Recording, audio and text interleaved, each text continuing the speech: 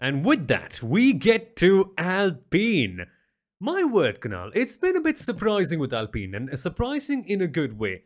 But has it though? It may seem fantastic to see that big win from Hungary, and that will be the one grabbing the headlines.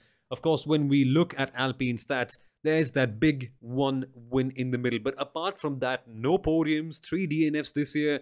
They're in behind Ferrari, and it's good that they're beating Aston Martin. But honestly speaking, this I think it's slightly inflated by that win, isn't it? Would you buy? Would you hold? Would you sell? I think we said we would hold on early on in the year. Yes, we would hold on earlier in the year, I would say. Yes, you're right that the win in Hungary is inflating the Alpine, situation in the Drivers' Championship, because they would have otherwise been beaten to fifth by AlphaTauri, and I've just got the points open since I never remember them, right? And the great thing I think about Alpine is showing that Fernando Alonso has settled in extremely well. Fernando Alonso is not the Fernando Alonso of the old that we remember. He's turned out to be this team player and stuff. So the prospects of the team seem much better maybe in the future to come, right? But at this moment, I would hold. They've had a very stable performance this season. They've scored literally in every round of the season apart from Bahrain. So they are on a point scoring streak.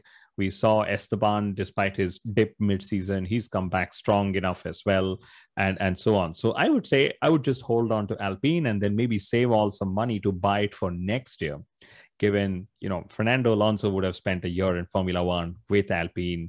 The whole talk about Alonso wanting them to start on the 2022 car from the 1st of January 2021. Yeah. And then just the fact that there's a complete reset that everyone hits at for next year, Soumil.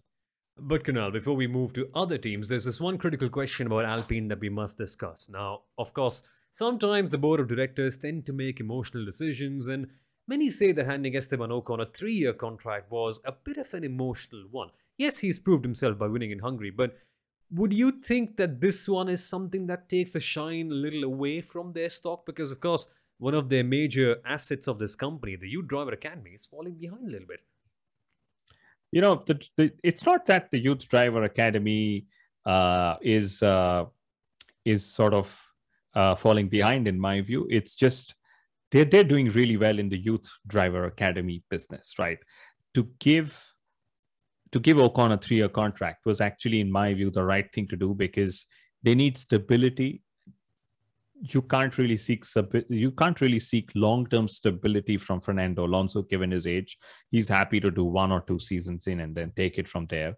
Every other team has, got a junior driver or a young driver to focus on, whether it's Russell at Mercedes, or Leclerc and even Sainz at Ferrari, Max Verstappen at Red Bull. So for Alpine, they needed somebody who comes with talent, who comes with experience. And let's remember, Ocon has also done fantastically well in the junior Formula and is a former Mercedes junior. Maybe he's still a Mercedes junior. Who knows, So I say it's fine. And, yes, Alpine's junior driver prospects are actually really very strong as well. So to me, it's an emotional decision. Ocon being French probably swung it a little more in his favor. Maybe another extra year came in because of that.